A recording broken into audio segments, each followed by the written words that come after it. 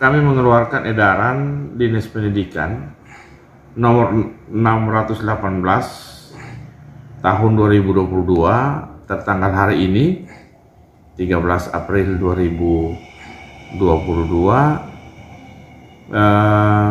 untuk jenjang PAUD, SD dan SMP pembelajaran pada semua kelas dilakukan dengan tatap muka di kelas secara penuh.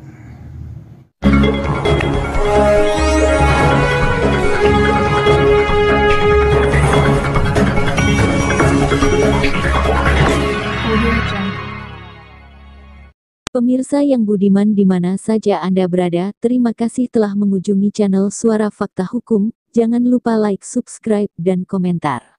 Penyebaran COVID di Kota Kupang saat ini mengalami penurunan. Oleh sebab itu, Mendagri mengeluarkan Instruksi Nomor 21 Tahun 2022 tertanggal 11 April 2022 menetapkan Kota Kupang diberlakukan PPKM level 1.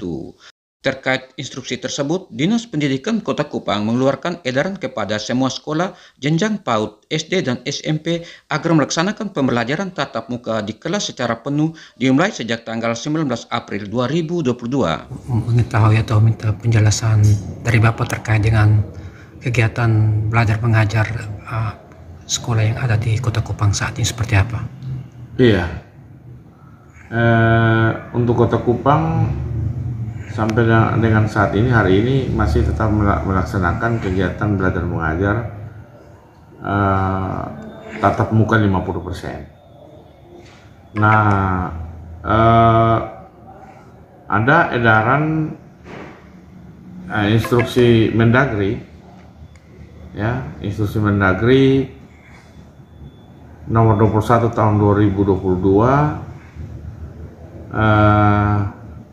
tertanggal 11 April 2022 menetapkan Kota Kupang diberlakukan PPKM level 1.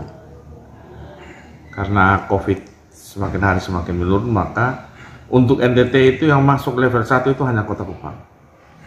Nah, atas dasar itu maka kami mengeluarkan edaran Dinas Pendidikan nomor 618 tahun 2022 tertanggal hari ini 13 April 2022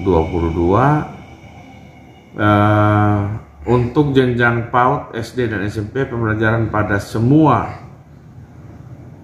kelas dilakukan dengan tatap muka di kelas secara penuh,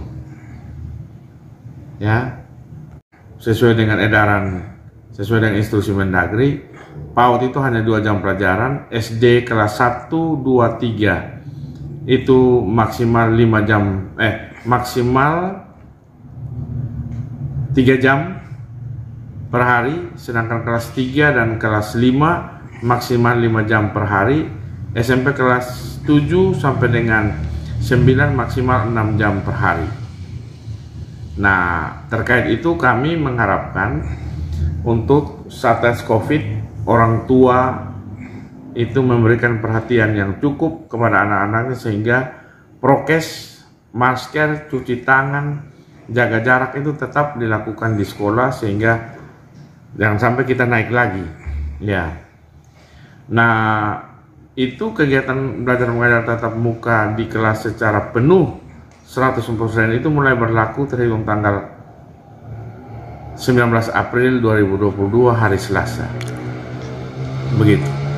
Oke, ya, memang kerjasama antara orang tua dan sekolah itu seperti kita lakukan pada 100% yang lalu, kami tetap harapkan bahkan tingkatkan.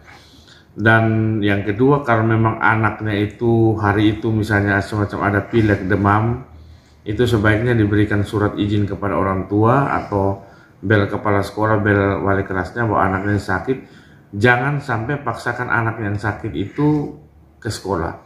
Kita tidak tahu bahwa sakit ini karena flu biasa atau Omikron atau COVID, sehingga sebaiknya kalau ada yang sakit periksa dulu di puskesmas atau di dokter pribadi setempat untuk bisa menentukan apakah anak ini flu biasa atau ada terkena Omikron atau COVID-19, sehingga jangan paksakan anak ke sekolah.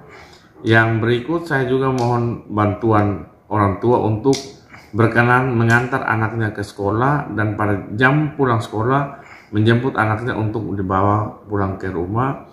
Dengan demikian kita memang menjaga anak-anak supaya jangan saling berdekatan bahkan bersentuhan ketika dia pulang yang tidak dijemput oleh orang tua. Minta tolong juga kepada kepala sekolah dan guru, prokes di sekolah itu harus tetap ditegakkan mulai dari pintu masuk sekolah sampai anak itu mengikuti proses belajar mengajar di sekolah yang sesuai dengan jam-jam yang sudah ditentukan. Yang berikut saya juga minta tolong kepada sekolah untuk tidak ada jam istirahat, kemudian tidak ada kantin di sekolah, belum boleh. Kita taat ini, kalau kita taat berarti kita cinta sesama dan cinta diri sendiri. Untuk para guru seperti apa himbauan Bapak untuk guru? Ya, para guru sesuai dengan prokes mereka bisa masuk, tetapi kalau bagi yang belum vaksin minimal 2, sebaiknya dia lakukan proses pembelajaran jarak jauh. Terima kasih Pak. Ya.